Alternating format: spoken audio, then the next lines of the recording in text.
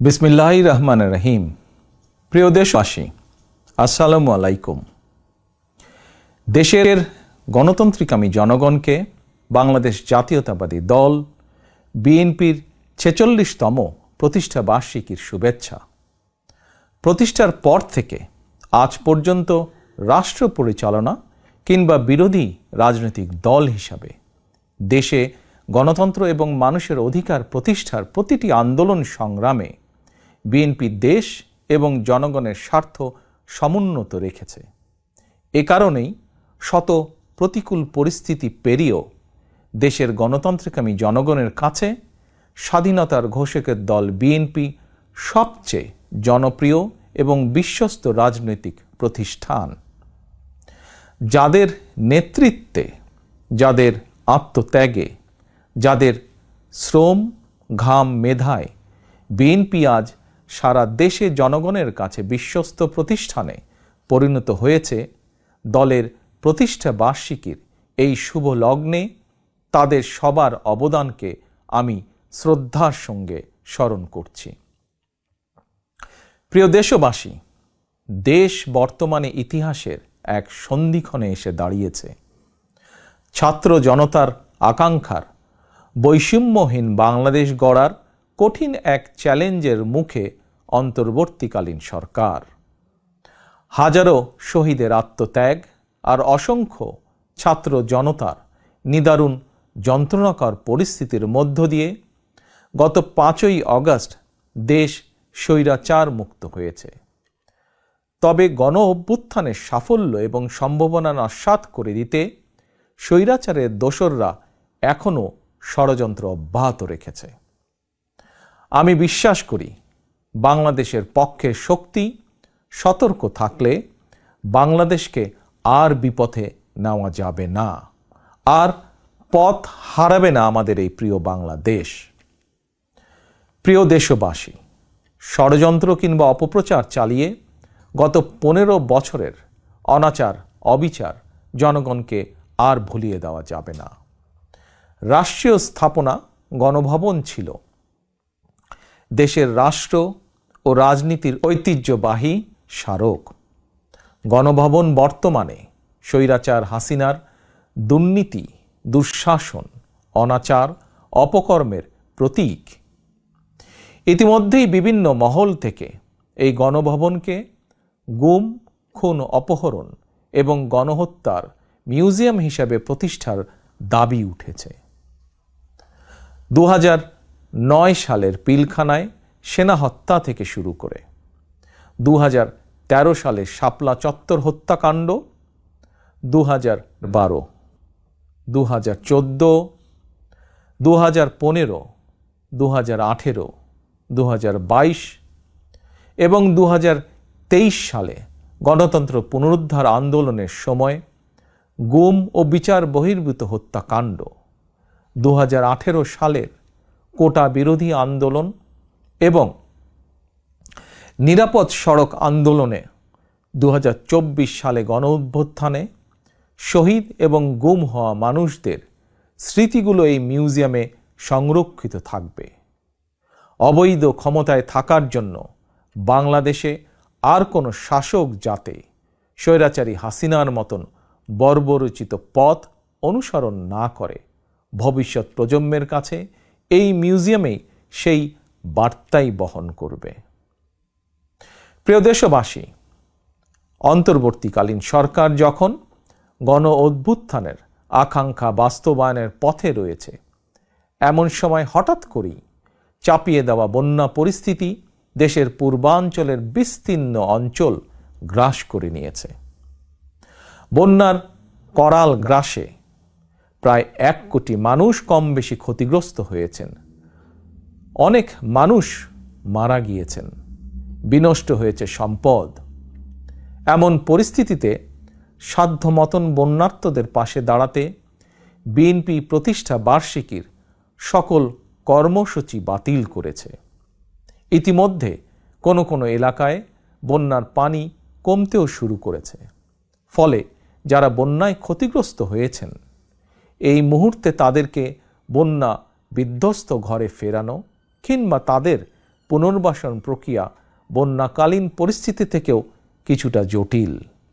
সুতরাং আপনাদের কাছে আমার বিনীত অনুরোধ, আপনারা বন্যায় ক্ষতিগ্রস্তদের প্রতি আপনাদের সহযোগিতা দয়া করে অব্যাহত রাখুন। সমন্বিতভাবে ক্ষতিগ্রস্তদের পাশে দাঁড়ান। বিশেষ করে যেসব পরিবারে নারী, শিশু, বৃদ্ধ কিংবা বৃদ্ধা রয়েছেন, অগ্রাধিকার ভিত্তিতে তাদের প্রতি দয়া করে সহায়তার হাত বাড়িয়ে দিন। সফলজনকভাবে বন্যা পুনর্বাসন প্রক্রিয়া সম্পন্ন করতে একজন নাগরিক হিসাবে সরকারি উদ্যোগ বাস্তবায়নেও দয়া করে সক্রিয় ভূমিকা রাখুন। প্রিয় দেশবাসী, রাষ্ট্র, রাজনীতি, শিক্ষা, সংস্কৃতি, অর্থনীতি, জনপ্রশাসন, বিচার বিভাগ সকল ক্ষেত্রে দেশকে এক নৈরাজ্যকর অবস্থায় রেখে স্বৈরাচারী হাসিনা পালিয়েছে। দেশকে একটি ঋণ নির্ভর, আমদানি নির্ভর, পরনির্ভর করে রেখে স্বৈরাচারী হাসিনা পালিয়েছে। শুধুমাত্র একজন হাসিনাই পালিয়ে যায়নি, তার বিনা ভোটের মন্ত্রিসভা, বিনা ভোটের সকল এমপি, এমনকি তাদের নিয়োগ দেওয়া বায়তুল মোকাররমের খতিব পর্যন্ত পালিয়েছে। দেশের এমন নজিরবিহীন ভয়ানক পরিস্থিতি অতিক্রম করে জনগণ এখন সম্মান এবং সমৃদ্ধির পথে এগিয়ে যেতে চায়। তাই দেশকে জনতার কাঙ্ক্ষিত বাংলাদেশে রূপান্তর করতে রাষ্ট্র সংস্কার কার্যক্রমের কোনোই বিকল্প নেই। তবে রাষ্ট্র সংস্কার একটি চলমান, দীর্ঘমেয়াদী এবং ধারাবাহিক প্রক্রিয়া। টেকসই এবং কার্যকর উপায়ে রাষ্ট্র সংস্কার করতে হলে সংস্কার প্রক্রিয়ার সঙ্গে অবশ্যই জনগণের প্রত্যক্ষ অংশগ্রহণ থাকা জরুরি। গণতান্ত্রিক বিশ্বের দেশগুলোতে জনগণের ভোট প্রয়োগের অগ্রাধিকার নিশ্চিত করার মাধ্যমে রাষ্ট্র সংস্কার কার্যক্রমে জনগণের অংশগ্রহণ নিশ্চিত করা হয়ে থাকে। কারণ একটি গণতান্ত্রিক রাষ্ট্রে সরকার এবং জনগণের মধ্যে কার্যকর সেতুবন্ধন হচ্ছে জনপ্রতিনিধিত্বশীল জাতীয় সংসদ। প্রিয় দেশবাসী, জনগণের লুণ্ঠিত ভোটের অধিকারকে পুনঃপ্রতিষ্ঠিত করে একটি জনপ্রতিনিধিত্বশীল সরকার প্রতিষ্ঠার লক্ষ্যে রাষ্ট্র সংস্কারে প্রথম পদক্ষেপ হিসাবে অগ্রাধিকার ভিত্তিতে নির্বাচন কমিশন, আইন শৃঙ্খলা বাহিনী, জনপ্রশাসন, দুদক সহ সাংবিধানিক প্রতিষ্ঠানগুলো সংস্কার কিংবা পুনর্গঠন জরুরি। সেই লক্ষ্য অর্জনে অন্তর্বর্তীকালীন সরকার তাদের পরিকল্পনা অনুযায়ী রাষ্ট্র সংস্কার কার্যক্রম এগিয়ে নিচ্ছে বলে আমরা মনে করি। সুতরাং জনগণের প্রত্যক্ষ ভোটে একটি জনপ্রতিনিধিত্বশীল রাষ্ট্র এবং সরকার গঠনের লক্ষ্যে দেশকে নির্বাচনী রোডম্যাপে তোলার জন্য প্রয়োজনীয় রাষ্ট্র সংস্কারের জন্য জনগণ অন্তর্বর্তীকালীন সরকারকে সব রকমের সহায়তা করতে প্রস্তুত। প্রিয় দেশবাসী, আমি মনে করি, আমাদের দল বিএনপি মনে করে, রাষ্ট্র সংস্কারকে কার্যকর করতে হলে দেশের রাজনৈতিক দলগুলোর দৃষ্টিভঙ্গি এবং কার্যক্রমেও স্বচ্ছতা নিশ্চিত করার বিষয়টিও উপেক্ষা করার কোনোই সুযোগ নেই। সে লক্ষ্যেই 2023 সালের জুলাই মাসে রাজনৈতিক দল হিসাবে বিএনপি রাষ্ট্র সংস্কারের পাশাপাশি দলীয় রাজনৈতিক সংস্কার কর্মসূচি ঘোষণা করেছে। বিএনপি সকল মত ও পথের সমন্বয়ে বাংলাদেশি জাতীয়তাবাদের ভিত্তিতে একটি অন্তর্ভুক্তিমূলক, বৈষম্যহীন ও সম্প্রীতিমূলক সরকার প্রতিষ্ঠা, নির্বাচনকালীন দল নিরপেক্ষ তত্ত্বাবধায়ক সরকার ব্যবস্থা প্রবর্তন, রাষ্ট্রীয় ক্ষমতা ভারসাম্য প্রতিষ্ঠার লক্ষ্যে নির্বাহী বিভাগ, আইন বিভাগ ও বিচার বিভাগের ক্ষমতা, দায়িত্ব ও কর্তব্যের সমন্বয় করা, পরপর 2 টার্মের বেশি কেউ প্রধানমন্ত্রীর দায়িত্ব পালন না করা, উচ্চ কক্ষ বিশিষ্ট আইনসভা প্রবর্তন, এমনকি সংবিধানের 70 অনুচ্ছেদ সংশোধন করার বিষয়েও পরীক্ষা নিরীক্ষা করাসহ রাষ্ট্র সংস্কারের জন্য 31 দফা রূপরেখা দিয়েছে। আমি মনে করি, আমাদের দল বিএনপি মনে করে, জনগণের কাঙ্ক্ষিত বাংলাদেশ গঠনের জন্য রাষ্ট্র ও রাজনীতি সংস্কারের বিকল্প নেই। দীর্ঘমেয়াদী রাষ্ট্র সংস্কার কার্যক্রমগুলো জনগণের প্রত্যক্ষ ভোটে নির্বাচিত সরকারের মাধ্যমে হলে সেটি বেশি কার্যকর বলে জনগণ বিশ্বাস করে এবং গণতান্ত্রিক বিশ্বেও এটি স্বীকৃত। প্রিয় দেশবাসী, আমাদের আর পেছনে তাকানোর কোনোই সুযোগ নেই। পলাতক স্বৈরাচার জাতীয় জীবনের 15টি বছর কেড়ে নিয়েছে। সেই দুঃস্বপ্নকে দূরে ঠেলে দিয়ে দেশের জনগণের সামনে একটি বৈষম্যহীন, নিরাপদ, মানবিক বাংলাদেশ গড়াই বিএনপির আগামী দিনের লক্ষ্য।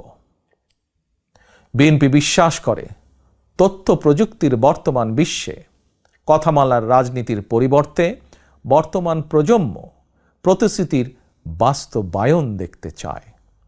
সমৃদ্ধি, সম্মান এবং সম্ভাবনার দ্বার উন্মোচন দেখতে চায়। এজন্য রাষ্ট্র ও রাজনীতির কাঠামোগত পরিবর্তনের পাশাপাশি ভবিষ্যৎ প্রজন্ম এবং কর্মক্ষম জনশক্তির সামনে সম্ভাবনার সকল দ্বার উন্মুক্ত করে দিতে হবে। নৈতিক মূল্যবোধ এবং কর্মমুখী শিক্ষানীতির পাশাপাশি দেশে বিদেশে কর্মসংস্থানের নতুন ক্ষেত্র তৈরি করতে হবে। বৈদেশিক কর্মসংস্থান নিশ্চিত করতে প্রয়োজনে অগ্রাধিকার ভিত্তিতে রাষ্ট্রীয় উদ্যোগে দক্ষ শ্রমশক্তি তৈরি করতে হবে। গণতন্ত্রকামী প্রিয় ভাই ও বোনেরা, এবার আমি সারা দেশে আমার দলের নেতাকর্মীদের উদ্দেশ্যে 2টি কথা বলতে চাই। আপনারাই বিএনপির প্রাণ। শত নির্যাতন, নিপীড়ন, হামলা, মামলা, হয়রানির শিকার হয়েও আপনারা জাতীয়তাবাদের আদর্শ বিচ্যুত হননি। আমি জানি, অতীতে বছরের পর বছর ধরে আপনাদের অনেকেই মাফিয়া সরকার এবং তাদের দোসরদের দ্বারা নির্যাতন, নিপীড়নের শিকার হয়েছেন। তবে বর্তমান পরিবর্তিত পরিস্থিতিতে আপনাদের প্রতি আমার একান্ত অনুরোধ, অতীতে নির্যাতনের শিকার হওয়ার কারণে আপনারা কেউ দয়া করে প্রতিশোধ পরায়ণ হবেন না। কেউ দয়া করে নিজের হাতে আইন তুলে নেবেন না। বরং অন্যায় অবিচারের শিকার হলে আইনগত পদক্ষেপ নিন। তবে খেয়াল রাখবেন, কেউ যেন হয়রানিমূলক মামলা হামলার শিকার না হন। আপনাদের প্রতি আমার স্পষ্ট বার্তা, শক্তি কিংবা ভয় দেখিয়ে নয়, বরং ইনসাফ এবং উদারতা দিয়ে মানুষের মনকে জয় করুন, জনগণের ভালোবাসা অর্জন করুন।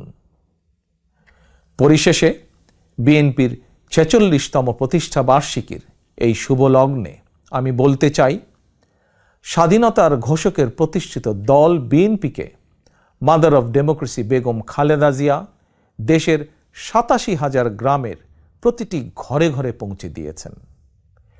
সেই দলের পতাকা এখন আমার, আপনার, আমাদের হাতে।